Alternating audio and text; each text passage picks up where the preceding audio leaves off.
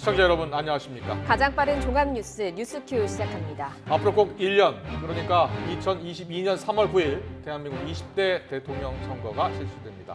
아직 1년이 남아있기 때문에 현재 대선 주자 선호도가 얼마나 더 유지될지는 아직 아무도 모르는 상황입니다. 최근까지 조사된 여론조사를 보면 여당에서는 이재명, 이낙연, 2인 체제가 구축된 가운데 주도권 싸움이 치열하지만 야권에선 유력 주자들이 서울시장에 출마하면서 두드러지는 대권 후보가 보이지 않는 상황입니다. 먼저 이정미 기자가 보도합니다. 여야 할 것 없이 정례 여론조사에서 두각을 나타내는 대권 주자는 단연 이재명 경기도지사입니다. 지난해까지 엎치락 뒤치락 경쟁하던 민주당 이낙연 대표를 올해 들어 멀찌감치 앞지르더니 이젠 30%에 육박하는 독보적인 지지율을 유지하고 있습니다. 경기도지사로서 열심히 한 것에 대해서 과분한 평가를 해주시는 것 같습니다. 더 열심히 제게 맡겨진 일을 해나가도록 하겠습니다. 이낙연 대표는 입법에서 주도권을 잡으며 반전을 시도하고 있지만 사면론과 같은 무리수를 던지면서 지지율이 좀처럼 오르지 않고 있습니다.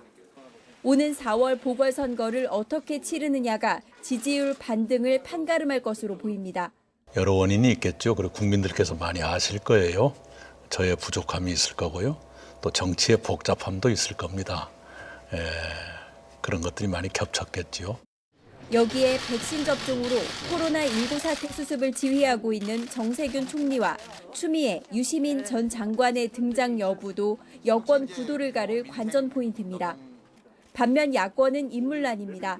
그나마 10% 정도 지지율을 유지하던 국민의당 안철수 대표가 서울시장 보궐선거에 출마하면서 유승민, 원희룡, 홍준표 등 나머지 주자들이 모두 한 자릿수 지지율에서 크게 벗어나지 못하고 있습니다. 국민의힘은 서울시장 보궐선거를 계기로 일어날 정계 개편에 기대를 걸고 후보 단일화를 진행하고 있습니다. 갈 곳 잃은 보수표는 최근 사퇴한 윤석열 전 검찰총장에게 쏠리고 있는 상황. 윤석열 총장이 여론조사에서 대선 주자로 지금 30% 지지율이 넘었다는 조사가 나오고 있는데 그거에 대해서 어떻게 생각하시는지 한 말씀. 내가 보기에 윤석열 총장이 별의 순간을 잡은 것 같아. 1년 앞으로 다가왔지만 아직은 한치 앞을 내다볼 수 없습니다. 시계 제로인 대선 구도는 4월 보궐선거에서 나타날 민심에 따라 서서히 윤곽을 잡아나갈 것으로 보입니다. YTN 이정미입니다. 본격적으로 정치판에 뛰어들 것으로 보이는 윤석열 전 검찰총장의 가장 큰 정치적 자산은 반문 진영을 대표한다는 이미지입니다. 이를 바탕으로 대선 주자 지지율 1위까지 치고 올라간 것으로 분석됐는데 대선 주자가 갖춰야 할 국가 경영 능력이나 시대 정신을 보여줄 수 있을까에 있어선 아직은 물음표입니다. 이대건 기자입니다. 검찰 수사권을 지키기 위해 100번이라도 직을 걸겠다. 윤석열 전 총장이 이 같은 언론 인터뷰를 하고 다음 날 찾은 곳이 바로 대구입니다. 공교롭게도 국민의힘의 정치적 기반이기도 한데 2014년 박근혜 정부 당시 국정원 댓글 사건 수사로 자천당하고 2년간 있었던 곳입니다. 저를 또 따뜻하게 품어줬던 이 고장입니다. 그래서 떠나고 5년 만에 왔더니 정말 이 감회가 특별하고 고향에 온 것 같은 그런 느낌입니다. 그리고 다음 날 실제 총장직을 던지며 정치인 윤석열로서의 행보를 예고했습니다. 앞으로도 제가 어떤 위치에 있든지 자유민주주의와 국민을 보호하는 데 온 힘을 다하겠습니다. 언론 인터뷰에서 대구 방문, 그리고 사의 표명까지 3일간 사실상의 대선 출정식을 한 셈입니다. 직을 던지자마자 여야 전체 대선 주자 가운데 1위로 단숨에 올라섰습니다. 문재인 대통령 지지율과 반대 움직임을 보였던 이전과 크게 다르지 않은 양상입니다. 윤 전 총장은 1년 반 동안 조국을 시작으로 추미애, 민주당, 그리고 문 대통령으로 대립 구도를 확대했는데 이 기간에 반문 진영 상징 이미지가 자연스럽게 쌓였기 때문입니다. 그런데 대선 주자로서는 아직 부족합니다. 대선 주자라면 기본적으로 갖춰야 할 국가 경영 능력은 물론이고 촛불 정신을 경험한 대다수 국민을 끌어안을 만한 시대 정신이 아직은 안 보입니다. 윤 전 총장이 여러 차례 강조한 자유민주주의는 검찰 조직 특유의 법치주의에 기반한 것으로 이미 국민은 그것을 당연한 것으로 생각한 지 오래입니다. 코로나19 위기 해결 이후 한국 사회가 나갈 방향과 관련된 분배와 공정 등 시대적 가치를 당장 기대하기에는 무리라는 의미입니다. 자기 역량을 최대한도로 발휘할 수 있는 방법이 뭐가 있느냐를 참 홀로서 깊이 생각하지 않겠나 이렇게 생각을 해요. 4월 보궐선거는 기존 정치권이 첨예하게 맞붙는 만큼 윤 전 총장이 그 전에 정치판에 바로 뛰어들긴 힘들어 보입니다. 선거 이후 행보를 봐야 반기문, 황교안처럼 반짝 정치인으로 끝날지 아니면 확실한 야권 주자로 우뚝 설지 어느 정도 가늠할 수 있을 것으로 보입니다. YTN 이다운입니다. 2022년 3월 9일 20대 대통령 선거가 치러집니다. 꼭 1년 앞으로 다가오면서 정치권의 대선 시기에도 바쁘게 움직이고 있습니다. 앞으로 어떤 일정들이 기다리고 있을까요? 살펴보겠습니다. 네, 먼저 눈에 띄는 이벤트는 각 당의 전당대회입니다. 민주당 대표직에서 물러난 이낙연 전 대표, 오는 4월 재보선 이후 임기를 마치겠다고 한 국민의힘 김종인 비상대책위원장이 각 당의 사령탑에서 내려옵니다. 이후 벚꽃이 만발하면 여야 거대 양당은 전당대회를 통해서 대선을 진두지휘할 차기 당대표를 선출하는데요. 이후 각 당은 본격적인 대선 후보 경선에 돌입합니다. 후보 윤곽은 여당인 민주당부터 드러날 것으로 보입니다. 당헌에 따라서 선출 시한을 대선 180일 전으로 못 박았기 때문에 오는 9월 9일이면 누가 기호 1번을 달고 대선에 뛰어들 후보인지 판가름이 나게 됩니다. 제1야당의 경우에는 시간표가 국민의힘이 더 늦습니다. 후보 선출 시한이 대선 120일 전이어서 오는 11월 9일까지 후보를 확정 짓게 됩니다. 이처럼 경선이 마무리되고 정치권의 겨울이 지나면 각 당의 대선 후보들은 내년 2월 14일까지 후보 등록까지 마치고 15일부터 본격적인 선거 운동이 시작되고요. 후보들의 피말리는 진검승부가 펼쳐집니다. 이때부터는 우리가 흔히 아는 것처럼 거리 곳곳에 현수막이 붙고 전국적인 선거 운동이 이어지게 되죠. 대선을 열흘 남겨둔 2월 28일부터는 투표 용지 인쇄도 들어갑니다. 이날이 중요한 이유는 후보 단일화의 기점이 되기 때문입니다. 투표용지 인쇄 전 후보들이 단일화에 합의해야만 사퇴한 후보에 사퇴 문구를 넣어서 사표를 방지할 수 있죠. 그리고 대망의 20대 대선 D-Day가 지금으로부터 꼭 1년 뒤에 치러지게 됩니다. 물론 4일부터 5일까지 사전투표가 진행되긴 하지만 가장 많은 유권자가 당일 차기 대통령을 뽑는 선거에 표를 던질 것으로 보입니다. 대선 후보 여론조사도 속속 나오고 있죠.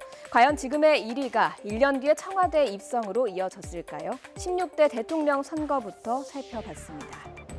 2002년 대통령 선거 1년 전 여론조사를 먼저 보시죠. 이회창 후보가 30% 넘는 지지율을 얻으면서 줄곧 선두를 달렸습니다. 이때 노무현 전 대통령의 지지율은 1.6%였습니다. 하지만 결과는 대반전이었습니다. 이른바 노풍이 대선 전국을 강타했고요. 1년 전 1%대였던 지지율은 48.9%의 득표율로 바뀌면서 노무현 전 대통령이 청와대로 입성을 했습니다. 반면 이명박 전 대통령은 후보 시절 선두를 끝까지 잘 지켜 승리했습니다. 2007년 초 여론조사에서 얻은 49%의 지지율은 대선까지 이어졌고요. 제1야당 후보였던 정동영 전 의원을 크게 제치고 17대 대통령이 됐습니다.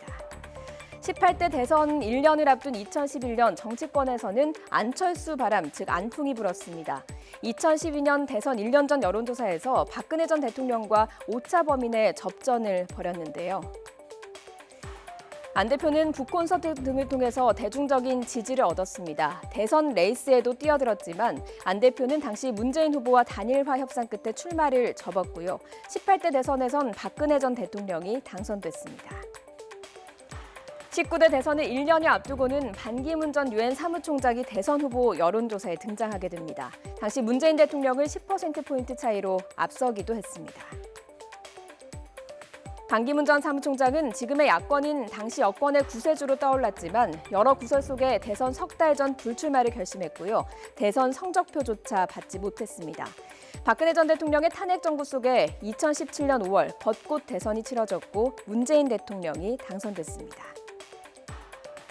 이처럼 한국의 대선에서 1년이란 시간은 짧지 않습니다. 수많은 변수가 대선 판도를 흔들기에 충분한 시간이죠. 대선까지 정확히 1년이 남은 지금 여야 잠룡으로 거론되는 이들은 어떤 모습으로 오늘 하루를 보내고 있을까요? 굳히기에 나선 유력 주자와 끝까지 막판 뒤집기를 노리는 주자들의 신경전은 한층 더 치열해질 것 같은데요. 아니면 전혀 생각지도 못한 제3의 인물이 바람을 몰고 올 수도 있는 거겠죠. 이제 앞으로 1년 대선 주자들이 어떤 성적표를 받게 될지 벌써부터 궁금해집니다.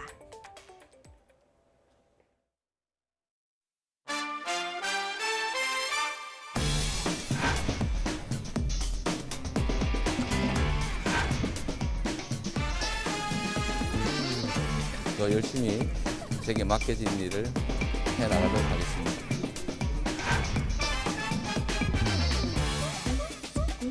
시민 여러분의 일상을 회복해 드리는 걸 최우선 과제로 삼겠습니다. 어떤 위치에 있든지 자유민주주의와 국민을 보호하는 데 온 힘을 다하겠습니다.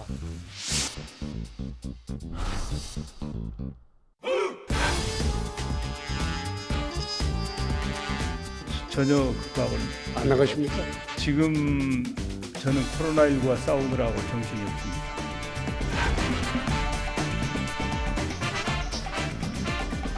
국정의 최고 책임자로서 국가의 강제 권력이잖아요, 국가 권력이. 근데 그렇게 무거운 책임을 저는 안 맡고 싶거든요.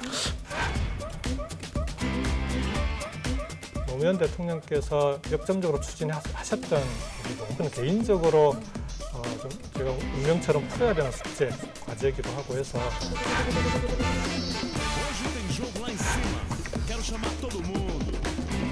급판이 좀 지루하지 않을까. 급판이 지루하지 않을까. 언제쯤 이렇게 시대가 날 원하면 자연스럽게 이렇게 우아하게 말씀해 주시면 좋죠.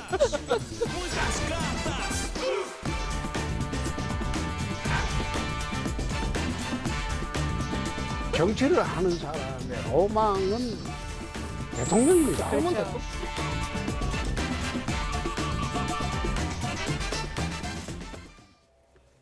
네, 시청자 여러분은 어떻게 생각하십니까? 우리 정치부 기자들은 제20대 대통령 선거를 어떻게 보고 있을까요? 지금 나오고 있는 대선 주자들 끝까지 갈까요? 아니면 새로운 주자가 등장할까요? 정치는 생물이다라는 말처럼 아직 변수가 많아서 어느 누구도 장담할 수 없는 상황입니다. 여의도를 취재하고 있는 정치부 우철희 기자와 함께 생생한 현장 이야기 들어보겠습니다. 어서 오십시오. 안녕하십니까? 예. 정치부 기자들이 더 바빠지게 생겼습니다. 내년 대선 이제 1년 앞으로 다가왔잖아요. 네, 저희끼리 하는 얘기로는 이제 보궐선거가 끝나면 전당대회판이고 전당대회가 끝나자마자 바로 대선 국면이다. 이래서 이제 사실상 시장판이 벌어졌죠. 네, 가장 알겠습니다. 바쁠 것 같습니다. 자, 현장 분위기 좀 생생히 전해주시기 바랍니다. 먼저 윤석열 전 총장 이야기를 해볼게요. 정치부 기자들은 윤 전 총장이 대선에 출마할 것으로 보고 있습니까? 어떻게 보고 있습니까? 저도 역으로 하나 좀 질문을 드리고 싶은데 두 분 앵커께서는 윤석열 전 총장 출마할 것 같습니까? 솔직히 잘 모르겠습니다. 저희 정치부 기자들보다 사실 이 여의도 정치권에서는 윤석열 전 검찰총장의 출마를 기정사실화하고 있습니다. 특히 이제 어제 발표된 여론조사를 보면 사실 들썩이고 있는데 지금 뭐 하다못해 증권가에서는 파평윤씨 테마주까지 들썩일 정도거든요. 그러니까 정치권은 물론 국민들도 이제는 윤석열 전 검찰총장을 대권 후보 중에 한 명으로 이제 인식하고 있는 것 아닌가 이렇게 봐야 될 것 같습니다. 아무래도 앞서 말씀드린 대로 어제 여론조사를 좀 봐야 될 것 같은데요. TBS와 문화일보 조사였습니다.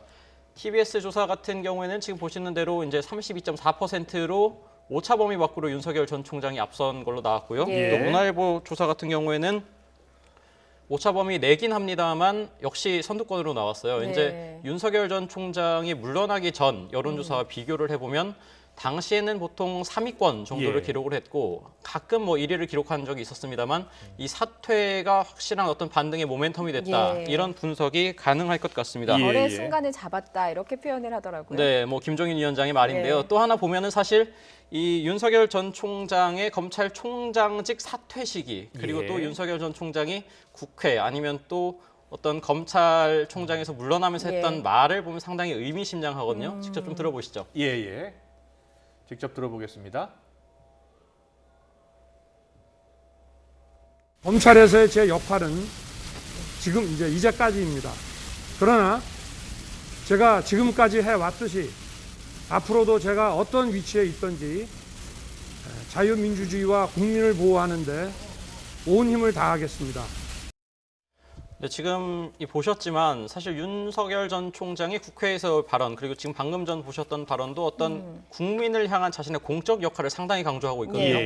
이 점을 봤을 때 대권 도전은 이제 변수가 아니라 상수로 볼 시점 아니냐 이런 분석이 가능합니다. 그렇군요. 그렇다면 윤 전 총장이 어느 진영에서 후보로 나올 것인가 가장 궁금한 지점이거든요. 어떤 이야기들이 나오고 있습니까? 네, 먼저 여권 민주당 후보로 나갈 가능성은 극히 희박해 보입니다. 그것이 또 이제 어떤 정치권 그리고 저희 취재 기자들 중론 인데요. 왜냐하면은 윤석열 전 총장이 총장 재직 시절에 문재인 대통령 그리고 조국 전 법무부 장관 또 추미애 전 법무부 장관과 같은 어떤 정권의 핵심 인사들과 상당히 정면으로 부딪혔거든요. 그랬죠. 예, 그렇기 때문에 어떤 소위 문심이라고 하는 민주당 강성 지지자분들, 특히 어떤 친문들의 마음을 과연 얻을 수 있겠느냐 이런 쪽에서 회의적인 시각이 일고 있고요. 또 하나 어제 이제 제가 전화했던 야권의 유력 정치인 이런 말을 했습니다. 상당히 좀 의미가 있는데 주인을 물어버린 사냥개를 과연 주인이 어떻게 하겠느냐 이런 말을 했거든요. 물론 좀 사냥개라는 말이 사실 조금은 좀 거세기는 합니다만 그만큼 어떤 윤석열 전 총장이 정권을 향해서 정면으로 들이받았기 때문에 과연 여권에서 출마할 가능성은 쉽지가 않아 보이고요. 그럼 일단 현재로서는 야권에서 출마할 가능성이 무게를 둬야 될 것 같은데 그럼 이 야권이 국민의힘을 말하는 것이냐 이건 좀 다른 문제입니다. 앞서 강려원 앵커가 별의 순간 언급을 좀 해주시긴 했었는데 이제 김종인 비상대책위원장이 대권 출마의 결심을 뜻하는 별의 순간이 온 것 같다 이런 언급을 좀 하기도 했었고요. 또 김종인 현 비대위원장이 저와 이제 엊그제 통화를 했었는데 거기서는 이런 말을 했습니다. 윤석열 전 총장과 국민의힘을 중심으로 한 야권 정계 개편 가능성은 있다 이렇게 얘기를 했거든요. 또 발언 좀 직접 들어보실까요? 내가 보기에 아마 국민의힘이 참 많이 변화를 해서 일반 국민들의 호응을 많이 받는다고 생각하면 본인도 생각을 할 수 있다고 나는 봐요. 이 말을 보면 김종인 위원장 말은 한마디로 국민의힘이 좀 혁신을 하고 달라지면 윤석열 전 총장이 우리 당에 들어올 가능성도 있지 않겠느냐 이렇게 받아들여질 수는 있는데 근데 또 보면은 국민의힘 의원들 취재해 보면 곧 윤석열 전 총장을 만나겠다거나 이제 앞으로라도 언제 만나겠다 이런 의원들은 현재까지는 아직 보이지는 않고 있습니다. 그래서 이제 여의도에서 이제 유력하게 들리는 말이 바로 제3지대 출마설입니다.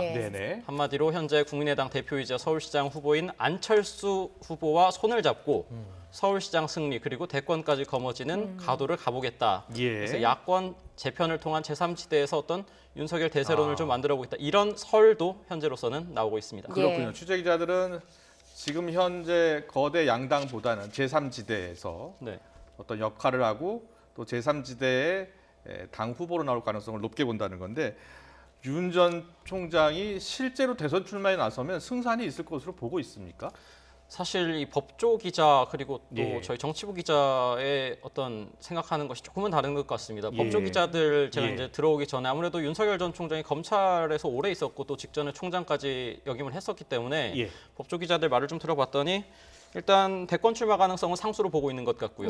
그리고 재보궐 전까지는 일단 최대한 조용하게 있다가 그 뒤부터 사람들을 좀 만나서 캠프를 좀 꾸리지 않겠냐 이런 관측이 나오고는 있습니다. 다만 정치부 기자들 입장에서 봤을 때는 윤 전 총장이 어떤 검사 그리고 검찰총장으로서 국회에서 발언을 하고 지지자들이 봤을 때는 어떤 좀 대쪽 같은 모습, 권력에 맞서는 모습, 공정을 좀 쟁취하는 이런 모습이 호감을 받았을지 모르겠습니다만 대통령은 사실 국정 전반을 통할하는 자리거든요. 그렇기 때문에 경제, 사회, 문화 이런 여러 가지 측면에 있어서 과연 윤 전 총장이 어떤 능력을 보여줄 것인가 이 부분에 대해서는 어떤 본인의 공식적인 움직임 내지 출마 선언이 있은 후의 향보를 좀 봐야 평가가 가능하지 않을까 싶습니다. 수사는 잘할 수 있을지 몰라도 다른 분야도 잘할지는 지켜봐야 된다는 거죠. 제가 하나 이제 설명을 안 드린 부분이 있는데 이게 어떻게 보면 좀 간접적인 사실일 수는 있습니다만 현재 이제 윤석열 전 총장의 어떤 출마 가능성을 염두에 두고 마크맨이라고 하죠. 이제 김영선 앵커께서는 아실 텐데 각사 언론사들도 이제 윤석열 전 총장 마크맨을 꾸리는 준비에 들어간 건 사실입니다. 전담해서 취재하는 기자를 지금 다들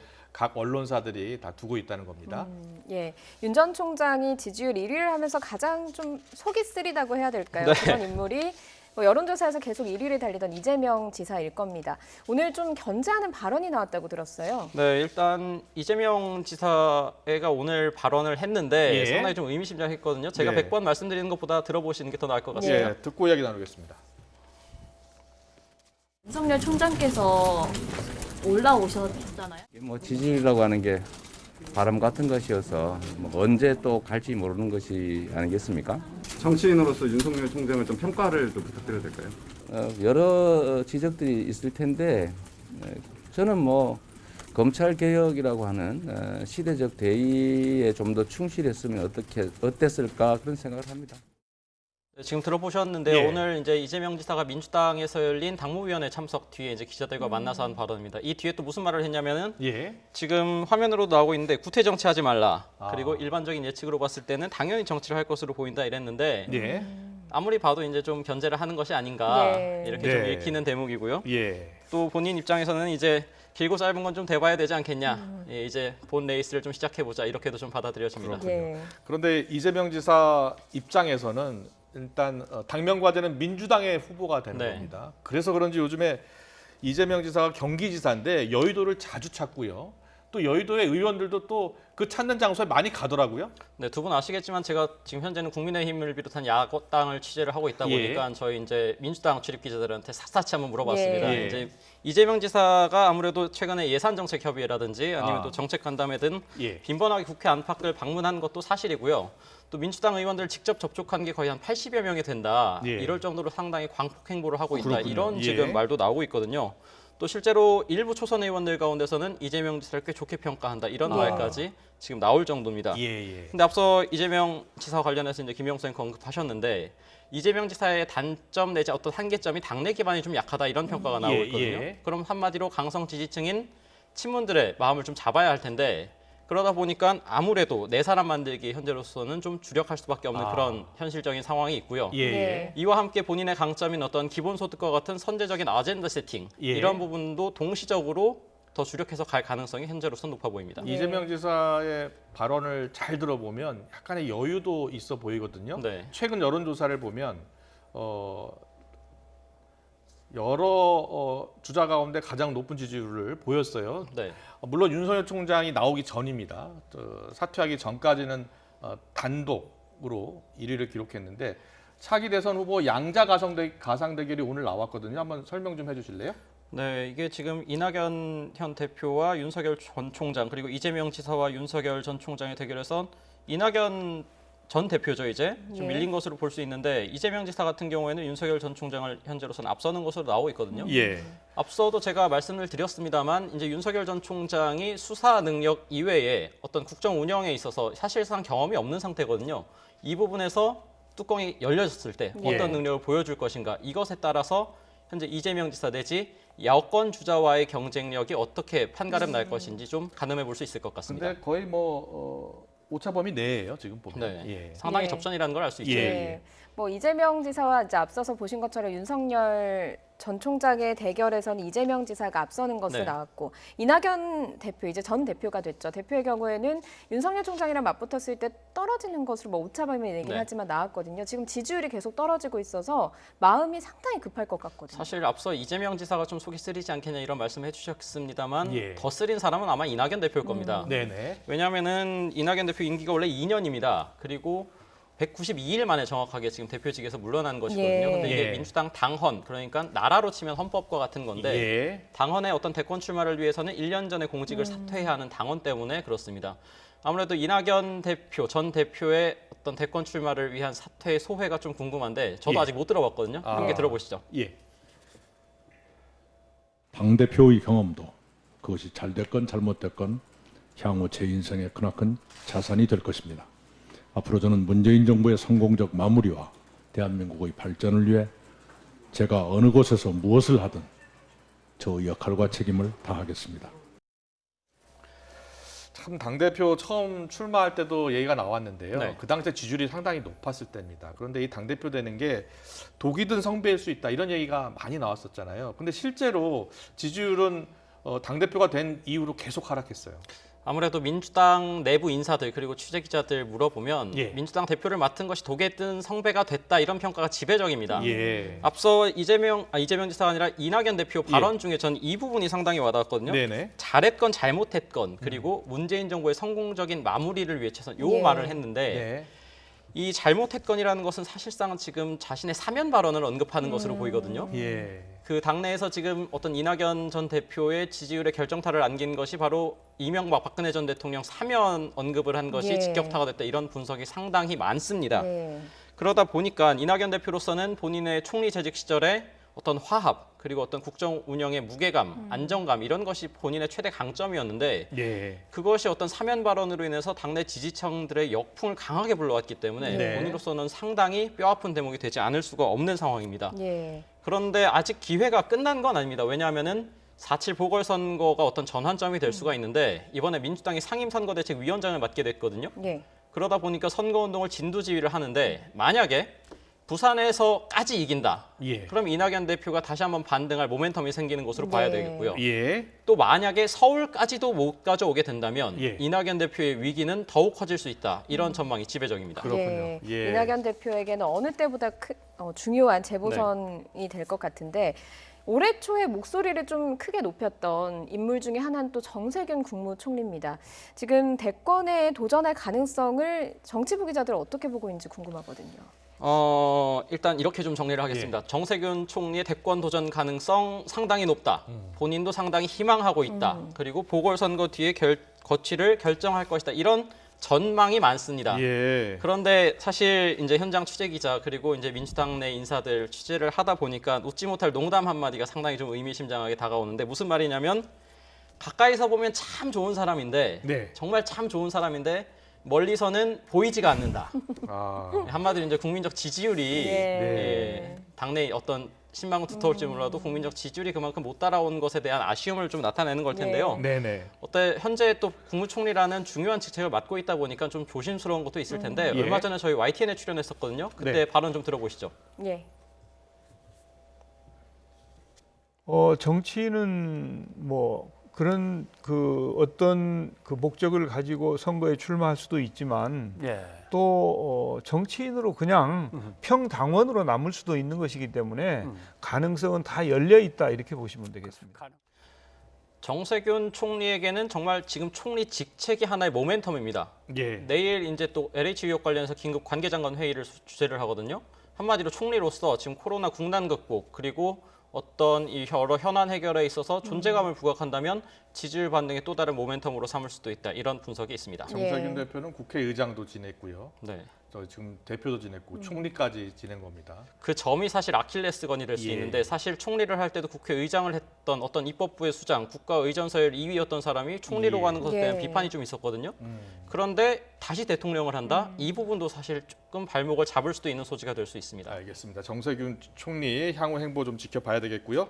그런데 이제 가장 중요한 것은 민주당의 대선 후보가 되는 겁니다. 네. 이재명 지사도 그렇고 이낙연 전 대표도 그렇고 정세균 총리도 그렇고요. 그런데 당내에는 문심이라고 있지 않습니까? 네. 이 문심이 어디로 향할지가 가장 중요하잖아요. 어떻게 보고 있습니까? 이 방송을 보고 계신 시청자 여러분께 저도 혹시 민주당 지지자분들이 계시면 직접 한번 좀 여쭤보고 싶은 마음입니다. 네. 그래서 이제 민주당 안팎의 인사 그리고 취재 기자들에게도 이제 많이 물어봤는데 평가가 좀 갈립니다. 예. 하나는 이제 이낙연 대표의 사면 발언 그리고 이제 최근에 지지율 하락으로 인해서 어떤 문심이 이재명 지사에게 좀 갔다 이런 분석이 좀 나오기도 하고요. 예. 또 한편으로는 여전히 친문 세력에서 이재명 지사를 강하게 견제하고 있다 이런 의견도 만만치가 않습니다. 네네. 그러니까 앞서 아까 이낙연 대표가 문재인 정부의 성공적인 마무리를 위해서 노력하겠다 이런 발언을 한 게 제가 좀 유심히 봤다고 말씀을 드리지 않았습니까? 예. 한마디로 향후 문재인 대통령의 임기 후반기로 갈수록 여권 주자들이 어떤 각을 세울 것인지 아니면 어떻게 차별화를 해나갈 것인지 이것이 대선 1년을 앞둔 관전 포인트라고 할 수 있습니다. 예. 그렇군요. 예, 야권에서는 그 대선 후보들 유력하게 꼽혔던 인물들이 서울시장에 대거 출마를 했습니다. 네. 그러면 서울시장 결과가 아무래도 영향이 있지 않을까 하는 생각이 드는데 어떻습니까? 네, 안철수, 오세훈 그리고 오세훈, 안철수 두 후보 다 사실 대권을 준비했었습니다. 예. 그래서 안철수 후보 같은 경우에는 서울시장 출마 선언이 저희들도 깜짝 놀랄 만큼 전격적이었고요. 오세훈 시장 같은 경우에는 이제 안철수 후보로 들어와라, 국민의힘에 들어와라 이런 제안까지 했다가 네. 이제 단일화 맞수로 맞붙게 됐는데 둘 중 한 명이 어떤 최종 경쟁, 단일화 경쟁을 통해서 떨어질 경우 서울시장 후보는 물론 앞으로 대권과도 적신호가 켜질 겁니다. 예. 다만 거기 단일화에서 이기더라도 또 본선에서 떨어지면 역시 대권에서 적신호가 켜질 겁니다. 예. 다만 반대 포인트도 하나 있습니다. 바로 둘 중 한 명이 통 큰 양보를 통해서 후보를 양보하고 그 양보를 받은 후보가 서울시장에 당선될 경우에는 어떤 양보의 어떤 프리미엄이라고 할까요? 이런 예. 걸 받아서 어떤 향후 대권으로 나아가겠다는 것에 명분이 생길 수도 있기 때문에 예, 그 예. 부분을 좀 지켜봐야 합니다. 알겠습니다. 그리고 야권에서는 무소속의 홍준표 의원, 네. 국민의힘에 들어가고 싶어도 못 들어가고 있어요. 자, 홍준표 의원 지지율 뭐 앞선다고는 하지만 아주 소폭이에요. 네. 어떻게 보고 있어요? 뭐 홍준표 의원이 사실 지금 코로나 때문에 기자들을 많이 대면하지는 않고 있습니다만 코로나 전에는 뭐 의원회관으로 찾아가면 기자들 많이 만나주고요. 저도 이제 지난해에는 한 이제 방에 가서 한 2시간 정도 예. 만나서 얘기를 나눈 적도 있습니다. 네. 주로 이제 홍준표 의원이 페이스북으로 이제 자신의 메시지를 많이 내놓거든요. 그런데 아무래도 예전보다는 힘이 좀 떨어졌다 이런 평가가 나오긴 합니다. 그렇군요. 예. 제가 언제 이제 홍준표 의원과 친한 예. 의원에게 전화를 해서 이제 저희 기자들이 표현할 땐 대표님 언제 이제 좀 본격적인 행보를 하시냐 물어봤더니 이미 하고 있다. 무슨 소리냐 이렇게 예. 얘기를 좀 혼쭐이 났는데 예. 홍준표 의원이 저에게 이제 지난해 했던 말이 2021년은 홍준표라는 사람에게 굉장히 중요한 한 해다 이런 말을 했습니다. 한마디로 대권을 위해서는 올 한 해 상당한 준비가 필요한 해다라고 했는데 예. 문제는 국민의힘에 앞서 김영수 앵커 언급하셨던 것처럼 김종인 위원장이 떡하니 있거든요. 예. 홍준표 의원이 무슨 말을 하냐면 자신이 검사 시절에 어떤 부패 관련해서 수사를 했던 사람에게 머리를 숙이고 입당을 요청할 수 없다. 자존심상 허락지 않는다. 예. 그렇기 때문에 일단 김종인 위원장이 4월까지만 본인이 비상대책위원장을 하겠다라고 했으니까 예. 그 뒤에 어떤 입당 신청과 함께 당내에서 다른 대권 경쟁 후보들과 함께 어떤 움직임을 보일지 이 부분에 좀 관전 포인트가 있겠습니다. 예. 야권에서는 유승민 전 의원이나 원희룡 제주지사, 황교안 전 대표도 꾸준히 거론되고 있긴 한데 뭐 지지율은 그렇게 오르지 않고 있거든요. 거론이 된다는 게 본인들에겐 참 뼈아플 수밖에 없는데요. 예. 사실 유승민 전 의원의 경우에는 상당히 바쁘게 움직이고 있습니다.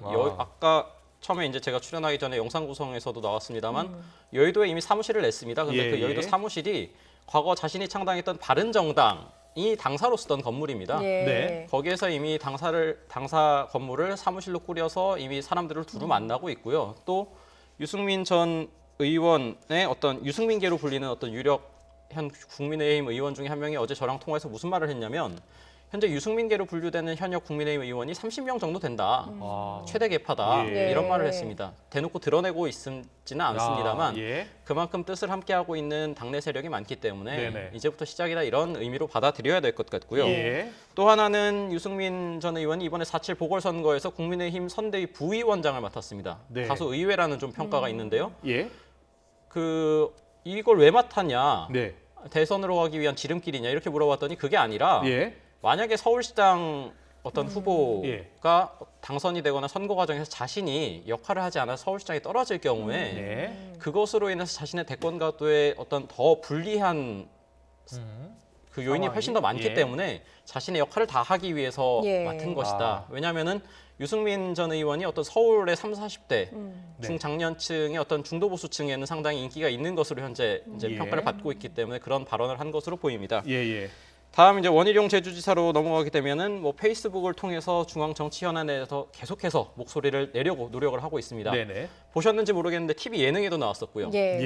또 이재명 경기지사와는 뭐 1대1 맞짱 토론도 하기도 했었고 상당히 어떤 미디어 노출에 적극적인 모습을 보이고 있습니다만 이 제주지사라는 것이 강점이면서도 단점으로 작용하고 있습니다. 왜냐하면은 현직이라는 프리미엄, 어떤 행정 경험이라는 걸 살릴 수 있습니다만 이 제주도라는 것이 어떤 중앙정치 현안과는 다소 멀어질 수밖에 없다는 점이 있기 때문에 본인이 이렇게 SNS로 메시지를 내더라도 사실 어느 정도 한계가 불가피한 면이 좀 있고요. 황교안 전 자유한국당 대표 같은 경우에는 물론 제가 출입하는 동안 대표를 맡긴 했습니다만 솔직히 말해서 지금 취재가 안 됩니다. 왜냐하면은 그 총선을 기점으로 해서 황 전 대표와 함께하던 뜻을 함께하던 사람들이 다 떠났습니다. 그래서 황 전 대표를 어떤 취재를 하기 위해서 저희 취재 기자들도 많이 컨택 포인트를 찾으려고는 하는데 현재로서는 조금 힘든 것으로 지금 보이는데 다만 현재 어떤 종로에서 최근에 책도 냈고 또 SNS를 통해서 어떤 정치 재개를 시사한 듯한 발언도 했거든요. 향후에 어떤 공식 선언 내지 어떤 공식적인 움직임을 통해서 황 전 대표가 어떤 정치적인 스탠스를 가져갈지는 좀 봐야 될 것 같습니다. 예. 알겠습니다. 자, 마지막으로요. 여야 모두 이번 재보궐선거가 끝나면 당대표를 새로 뽑지 않습니까? 네. 그런데 여의도 출입하는 정치 부자들은 대강 누가 될 것 같다라고 알고 있다고 하던데 맞습니까?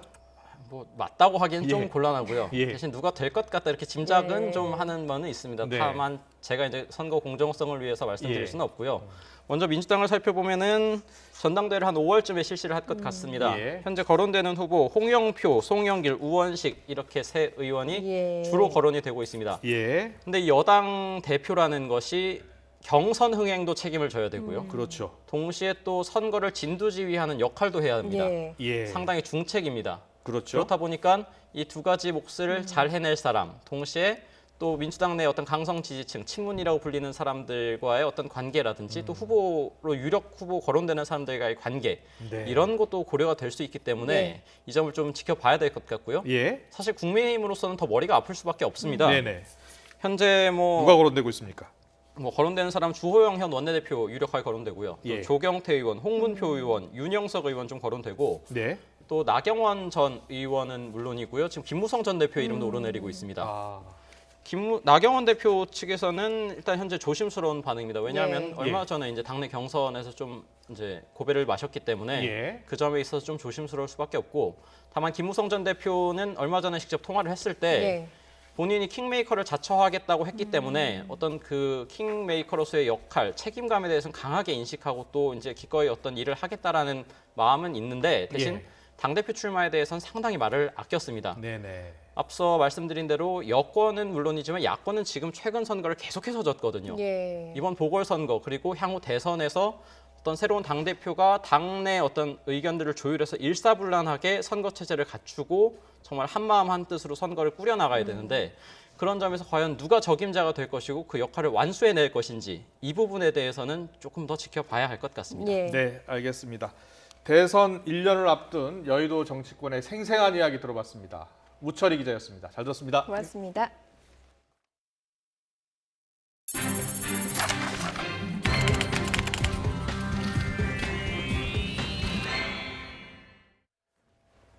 LH 직원들의 경기 광명 시흥 이 신도시 투기 의혹이 불거진 지 일주일 만에 경찰이 대대적으로 압수수색에 나섰습니다. 본사와 경기 인천의 사업본부 등 오전부터 동시다발적으로 시작해서 차례로 마무리되고 있습니다. 현장에 나가는 취재기자 연결합니다. 김다연 기자.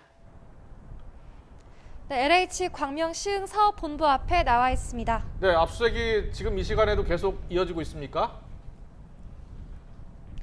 네, 압수수색은 오전 9시 반쯤부터 동시다발적으로 진행이 됐는데요. 서서히 마무리되고 있습니다. 우선 4시간 전쯤 과천 의왕사업본부에 있는 압수수색이 마무리됐고 1시간 전쯤 이곳 광명 시흥사업본부에 대한 수색도 마무리됐습니다. 수사관들은 유의미한 자료를 확보했는지에 대한 취재진의 질문에 아무런 대답을 하지 않았습니다. 당시 상황 같이 보시겠습니다. 추가로 혐의 입증할 만한 자료 나왔나요? 앞으로 수사가 어떻게 진행됩니까? 직원 3명의 구속영장 수사할 계획도 있으신가요? 경남 진주의 LH 본사에 대해서는 아직 압수수색이 진행되고 있습니다. 광명시흥사업본부는 광명시흥 3기 신도시 사업을 담당하고 있고 과천 의왕사업본부에는 투기 의혹이 제기된 직원 가운데 3명이 근무하고 있습니다. 투기 의혹이 불거진 LH 임직원 중 가장 먼저 땅을 사들인 사람은 과천 의왕사업단장까지 역임한 보상 전문직 직원으로 확인됐는데요. 그 과정에서 부인과 부하 직원도 공동 명의자로 이름을 올린 것으로 파악된 만큼 관련 자료도 확보했을 가능성이 큽니다. 현장에는 포렌식 요원 등 수사관 67명이 투입됐습니다. 핵심 자료가 집중됐을 가능성이 큰 본사에 가장 많은 수사관이 동원됐습니다.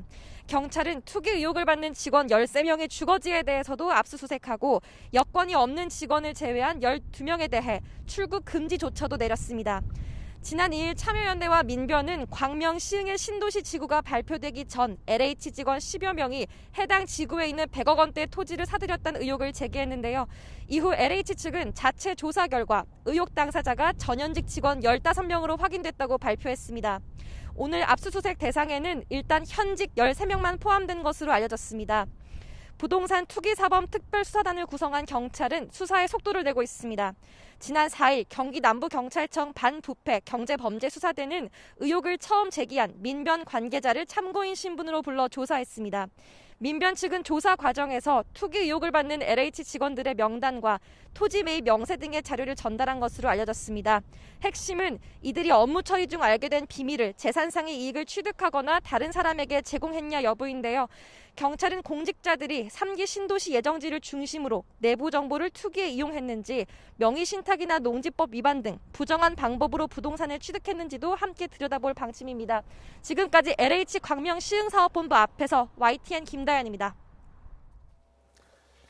LH 전현직 직원들의 투기 의혹과 관련해서 국회 국토교통위원회는 변창흠 국토부 장관이 참석한 가운데 현안 질의를 진행하고 있습니다. 변 장관은 투기 의혹에 대해 거듭 사과한 가운데 여야 의원들은 투기 의혹과 변 장관의 발언 논란에 대한 질책을 이어가고 있습니다. 국회 취재기자 연결합니다. 김대근 기자.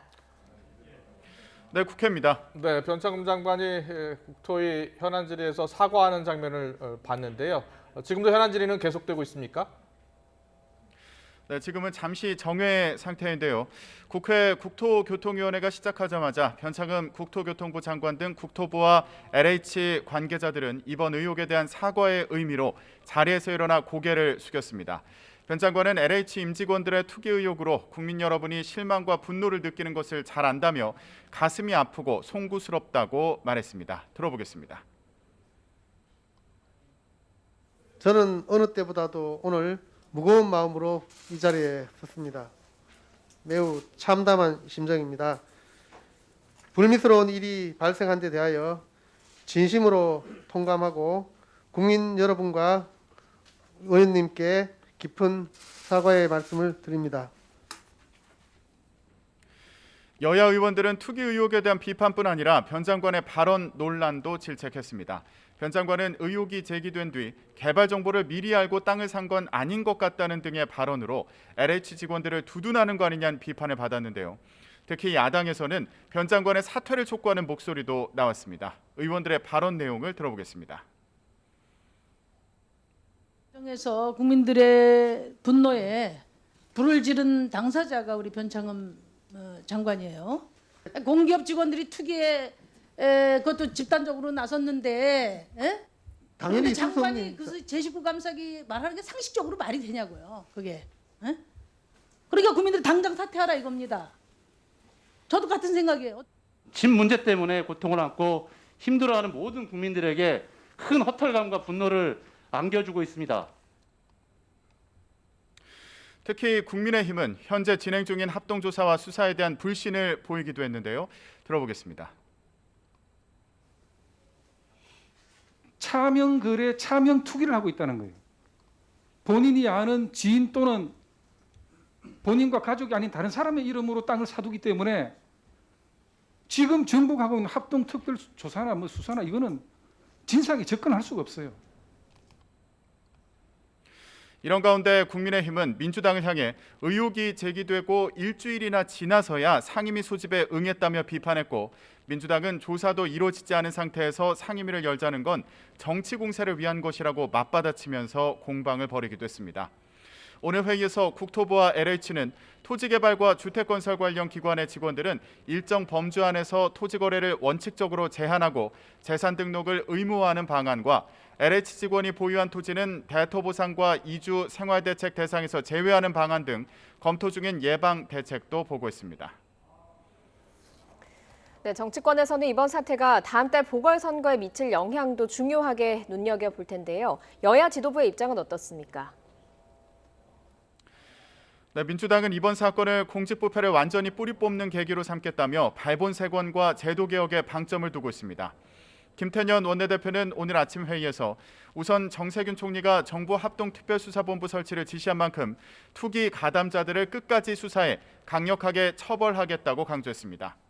또 투기와 부패를 차단하는 제도를 만드는 데에도 박차를 가하겠다고 말했는데요. 이를 위해 내부 정보를 이용한 투기 가능성이 있는 공공기관에 대해 실수요 외 부동산이나 토지 거래를 제한하는 방안도 적극 검토한다는 입장입니다. 또 공직자와 공공기관 전체의 부패 방지 시스템을 마련하기 위해 이해충돌 방지법 처리에도 속도를 내겠다는 방침입니다. 현재 민주당 의원들은 공공주택 사업과 관련해 미공개 정보를 이용한 경우 부당이득의 최대 5배까지 환수하는 등의 내용을 담은 공공주택 특별법 개정안을 잇따라 발의하고 있습니다. 지도부도 부동산 부정거래, 집값 담합, 탈세 등을 단속하는 부동산 감독원 신설을 검토하고 있습니다. LH 투기 의혹과 관련한 오늘 아침 회의 발언을 들어보겠습니다. LH 투기 사건 방지를 위한 법안들을 이번 국회에서 최우선적으로 처리해 부당이익을 환수하고 철저한 관리 감독이 가능하게 하겠습니다. 반면 국민의힘은 정부 여당이 적극적으로 대응하지 않는다며 비판의 목소리를 높이고 있습니다. 주호영 원내대표는 회의에서 정부의 합동수사본부에서 검찰을 뺄 이유가 없는데 제외됐다. 민주당도 상임위 개최를 미루다 마지못해 열기로 했다며 비판했습니다. 앞서 국토위에서도 보신 것처럼 국민의힘은 합동수사본부를 믿을 수 없다는 입장인데요. 조사 대상 시기를 박근혜 정부 때까지 확대한 것을 두고 이번 논란을 물타기 하려는 것이라며 비판하고 있습니다. 정세균 총리가 국가정보를 악용한 땅 투기는 국민 배신이라며 패가망신할 정도로 엄히 다스리겠다고 했지만 속 내용을 살펴보면 이번 사건을 개인의 일탈로 수사 방향을 잡으라는 사실상의 가이드라인이라고 주장했습니다. 또 민주당을 향해서는 국정조사 요구는 못 들은 척 침묵하고 있다고 비판하며 여기에 더해 대통령의 사과와 변창흠 장관의 해임도 촉구했습니다. 들어보겠습니다.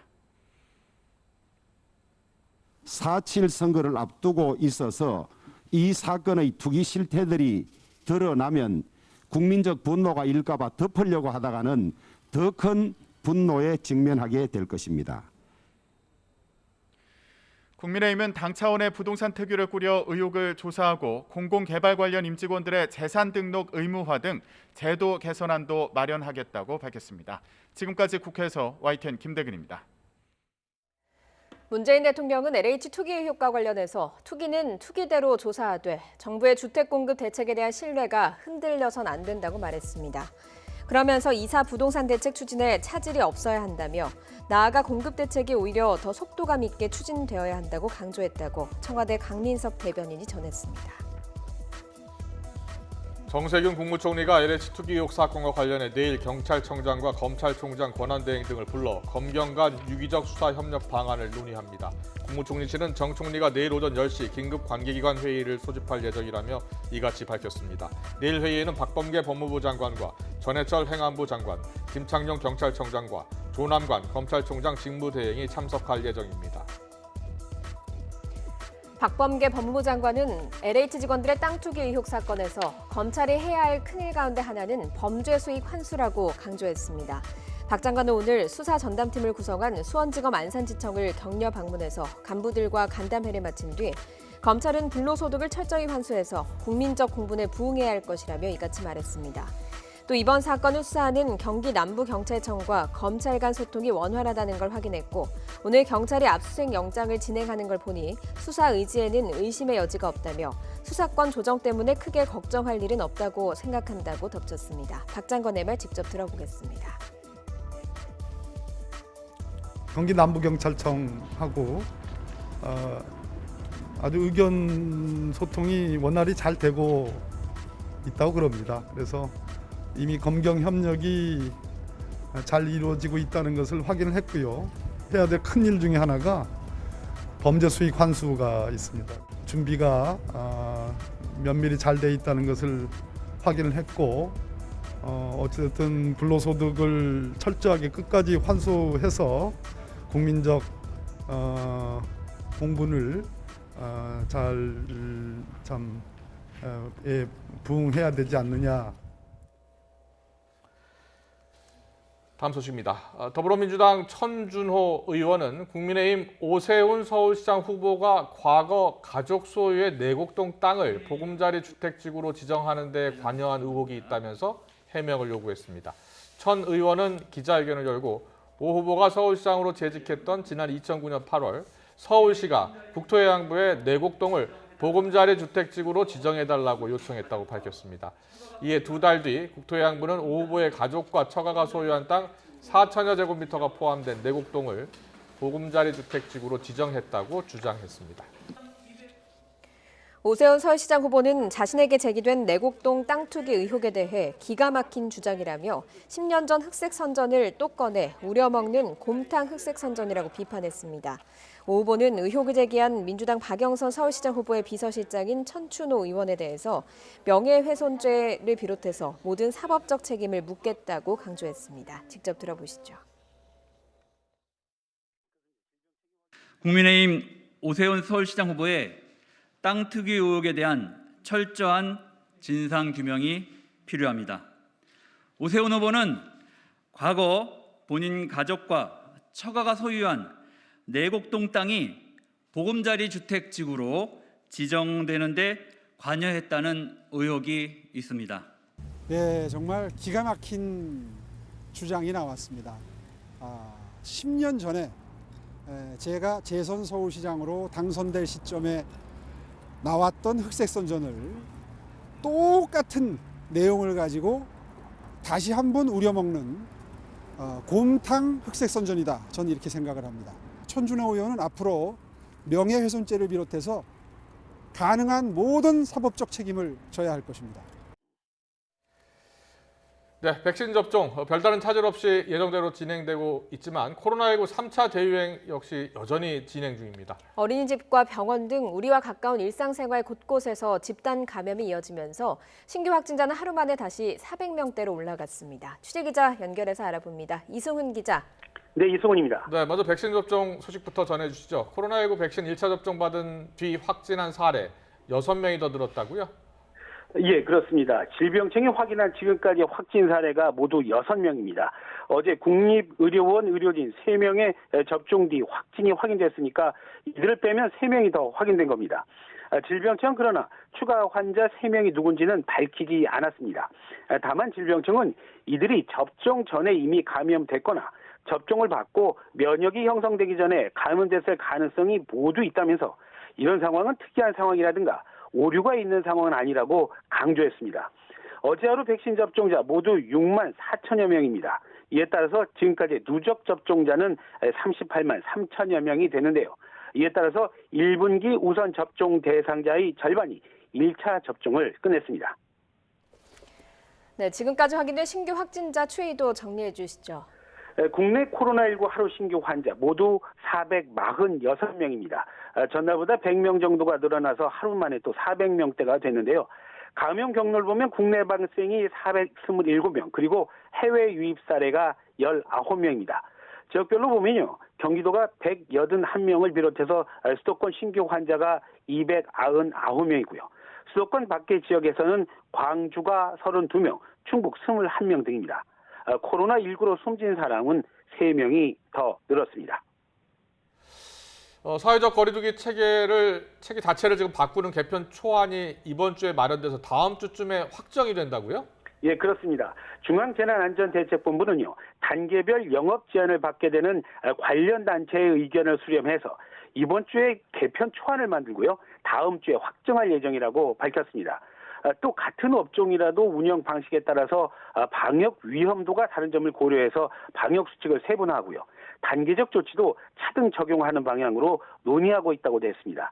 그러니까 같은 학원이라도 노래나 춤을 가르치는 곳, 또 기숙사 형태로 운영하는 곳을 나누고요. 실내 체육시설 역시 고강도 운동을 하는 곳, 또 그렇지 않은 곳으로 나눠서 방역 수칙을 따로 만들겠다는 겁니다. 특히 운영 시간이나 면적당 이용 인원 등을 중점적으로 조율하고 있는 걸로 알려졌습니다. 지금까지 YTN 이승훈입니다. 전북의 한 대형 한방병원에서 코로나19 확진자가 5명 나왔습니다. 앞서 어젯밤 입원 환자와 그 배우자가 양방병원 이송 전에 진단검사에서 확진 판정을 받았는데요. 이후 병원 환자와 보호자, 의료진 등 200여 명을 검사한 결과 입원 환자 2명과 간병인 1명이 오늘 추가로 확진 판정을 받았습니다. 충북에서 확진자 16명이 추가로 발생했습니다. 충청북도 등에 따르면 신규 확진자는 진천 6명, 제천 4명, 음성 3명 등입니다. 진천 확진자 6명 가운데 3명은 집단 감염이 발생한 닭 가공업체에 근무하는 근로자 3명입니다. 해당 업체에서는 지난달 28일 첫 확진자가 나온 이후 업체 관련 감염자가 42명으로 늘어났습니다. 경기도 완성 축산물 공판장과 관련해 직원 등 13명이 추가로 코로나19 양성 판정을 받아 누적 확진자가 모두 73명으로 늘었습니다. 안성시는 직원 320명을 대상으로 한 1차 전수검사에서 재검 판정이 나온 직원 45명 가운데 4명이 확진됐고 가족과 협력업체 직원 9명도 별도 검사에서 확진됐다고 밝혔습니다. 부산 공동어시장에서 종사자들이 잇따라 확진 판정을 받아서 연근해 수산물 위판이 중단됐습니다.